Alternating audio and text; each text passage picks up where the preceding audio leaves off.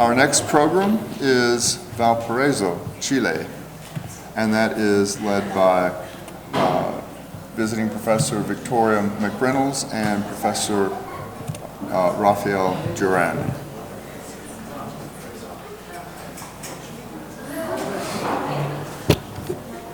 Hello. Hi. All right. Yes. Okay. Well, let's start here. We are pretty pleased to be able to offer this program to all of you and quite excited for a couple reasons. One, there is exceptional architecture coming out of Chile these days. All you have to do is look at the Pritzker Prize winner from this year, Alejandro Aravena, and who also was a director of the Venice Biennale architecture program. And another reason why we're quite excited to be able to share this program with you is because we're interested in understanding how architecture makes the city through extreme urban environments. And we'll better explain that on the next slide. So I am Victoria McReynolds, holding the hand of a fantastic little figure sculpture. Me, Rafael B. Duran, in the last trip to Marfa asking for food. Yeah, so we're people too outside of the architecture world, outside of the College of Architecture. So why us? Chile has been a part of my architectural interest, at least consistently for the last 5 years, if not. I can easily go back to my undergraduate studies 10 years ago. So I've consistently been going back and forth to explore regions in the north and in the south. In particular, this was a documentation from last year when I traveled, essentially North America and South America, documenting light along the coast. And so with that, I'm essentially running the stretch of Chile. And I was trying to understand technical forms in radical territories. Chile, as you know, is the stronger seismic context. I mean, is where this idea is super difficult. And we were working in lightness on this tower in Santiago. And the other one is in the north of Chile, in the desert of Atacama. We were looking for water in the desert for citizens that could be living there. So this relation between techniques and radicality are the point of interest of my office in this very moment. And getting back to this question about why Chile, and Chile is also to understand its relationship in the global context. So this is a program that's offered in the southern hemisphere, essentially meaning that the sun is in the northern portion of the sky rather than the southern, and that there's a correlation, a historical correlation between Chile and what might be surprising, Europe. So it's often referred to as, or they like to consider Chile as the Great Britain of South America. Yes, I would like to introduce also another thing, is why Chile, and thank you very much for pushing me to this border, this super beautiful and really long country, is listening to the last voices and the last issues about architecture, territory, and cities. Listen about the statements. Listen what they are talking about in between the idea of territory and cities. We truly believe that Chile is one of those territories that represent this specific problem. And we want to go there to come back with an answer. And we want to participate in this problem. And we want to develop work to promote solutions. So we want answers. And this is the thing that we are going to do there. Search for this answer while traveling around the country, right? And Chile also offers a radical departure from the context of Lubbock and the Llano Estacado in the West Texas environment. Partly because, so Chile within South America is this long, thin country that is bordered primarily and defined by its landscape. Stretching everything from the southern ice fjord regions of Patagonia up to the deserts in the northern part of Chile in the Atacama area. And also then looking between the eastern border of the Andean Mountains to the sea, the coastal edge, where you get dramatic sunsets, such as this one. So that landscape then is inclusive of roughly 35 degrees latitude difference. And that latitude difference means that you're getting extremely different climate conditions, which shapes the architecture and shapes the different ways that people and the culture make use of that landscape. And in particular, this is a shot from La Silla, one of the observatories, and Chile is known quite extensively for its astronomical use, in particular because it considers its night skies as a natural resource, which is pretty interesting to think about when often natural resources are a tangible thing. For Chile, the night sky is the fact that the absence of light pollution makes it a natural resource. So then heading back to architecture, because of course this is what drives us. I had mentioned that the architecture that's coming out of Chile is the best one, some of the best around the world, if not the best. And we have the fortunate, we were visited by Pezo van Erlichhausen, and this is one of the examples that they're using with the type of materiality. Alejandro Aravena, there's a project of the Siamese Towers in Santiago, Chile, that would be one of the sites visited on our excursions to Chile, as well as Similian Radek's Mestizo restaurant, and is part of that site. Everything from Cecilia Puga's individual house to one of her other house studies, classes that she did. So the architecture both ranges from these very individual explorations of the house within the landscape into other explorations of architecture within the city. And this one, a project from Similian Radek, and we'll see a couple those. The next two slides are his house that he completed for the poet of the right angle, Le Corbusier. So along that way, there's also buildings that will often surprise you that are nested in the landscape that are support structures, such as this one, for a vineyard near Valparaiso, Chile. And even support housings or support buildings are exceptionally made and well considered in their design and siting the landscape. Food.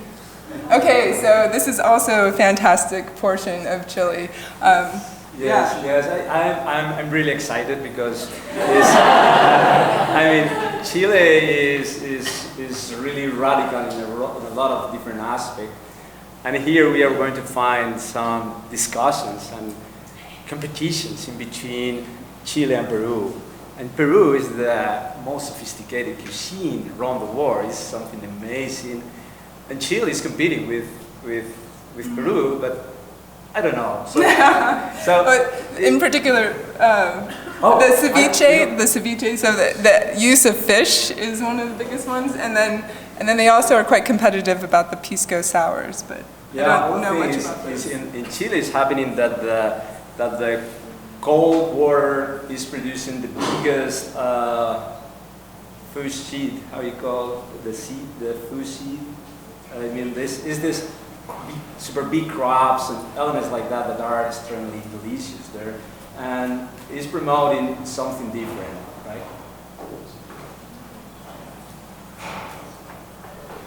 Yeah, so you'll often see a lot of different cuisines. So Peruvians will open up restaurants in Chile and vice versa.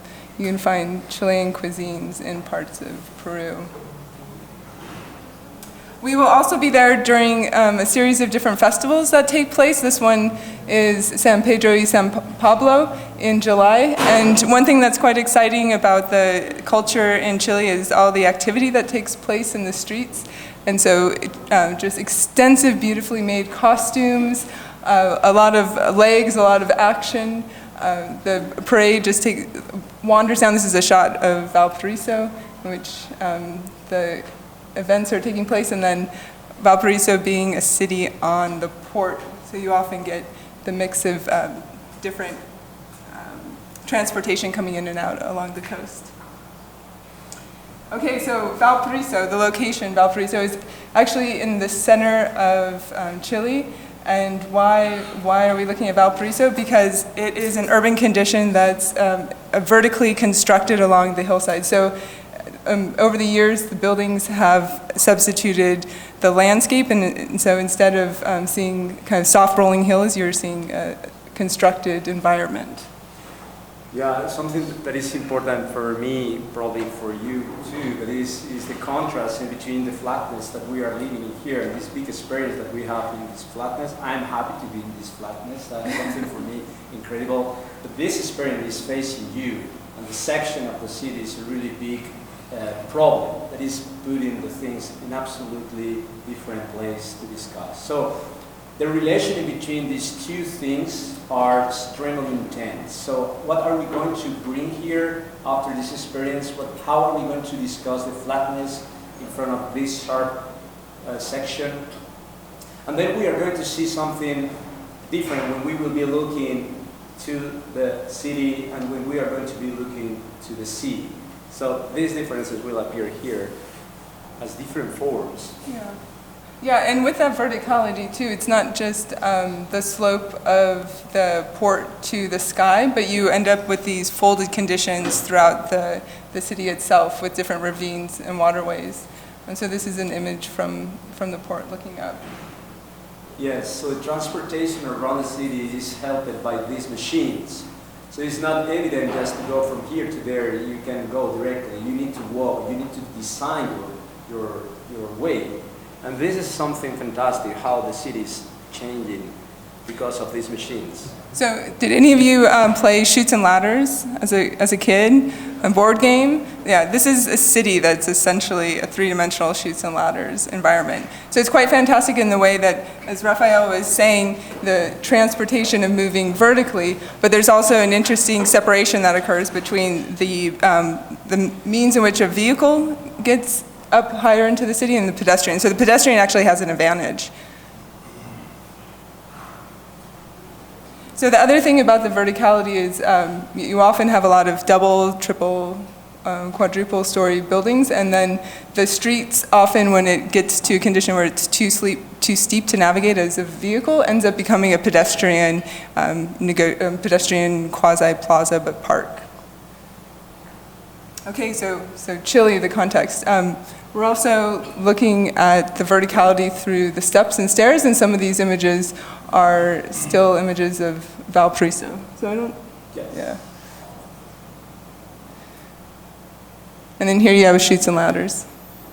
Okay, so we are reviewing different options, currently reviewing different options as this is a program that's getting proposed this year. And these are a couple images of the facility one of the facilities that we're reviewing in Dinamarca. It's right directly across the street from a culture center project that was recently renovated as a park. So like beautiful, wonderful lights. It's a collective facility that's intended for a variety of different office or studio uses. And then the accommodations would be located in a similar hill nearby. This one is this is Cirillo Armstrong, which is a series of separate units, also with pretty fantastic views. Like a studio type setting, then walking 10 minutes to your studio or less. And some of the interior views of that.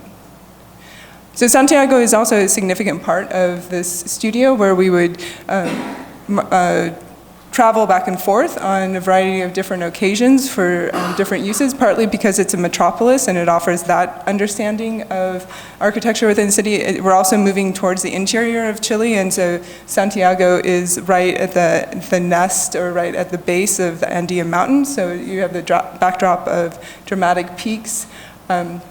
It's a city that has the Maputo River that runs right through. A glacial, Maputo is fed by the glacial waters of the Andean Mountains, so there's an intensity to that river, as well as the expansive quality of the city. Yes, we're really interested in Santiago because there we're going to find really critical board people that is going to help us to promote our questions, to develop our work in this university, which is Universidad Católica de Santiago. And there we will be discussing the issue that we want to develop. But we will be living in Valparaiso and making this trip to discuss our matters. Yeah, so some of the exceptional work that's coming out of Catholica these days is being presented in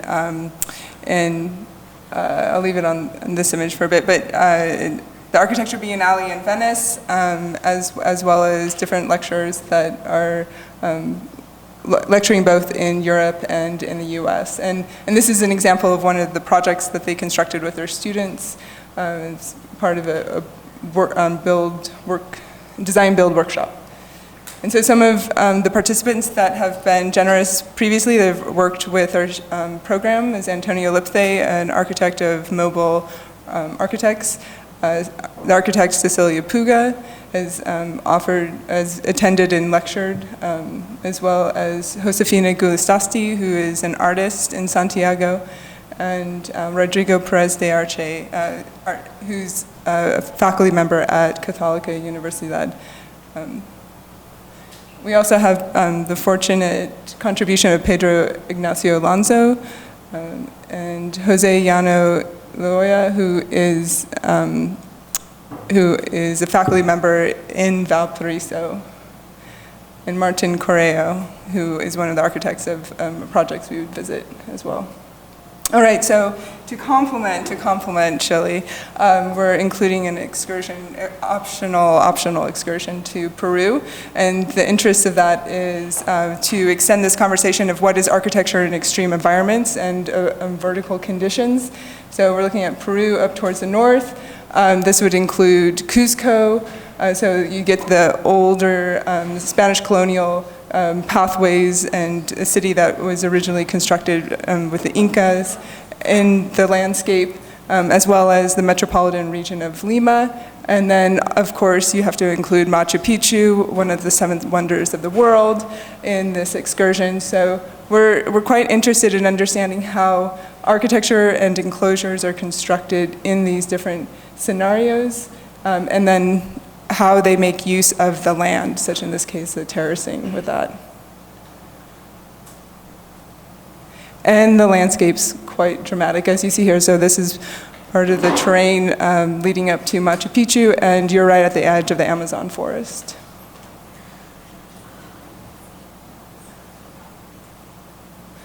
So we have a video to follow this up with.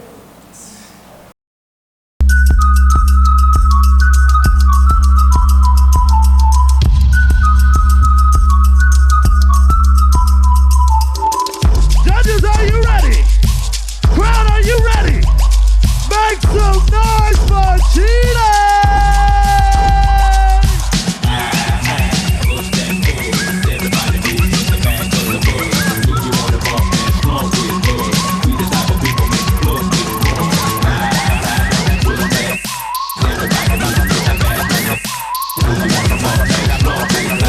We the type of people make the club get crunk.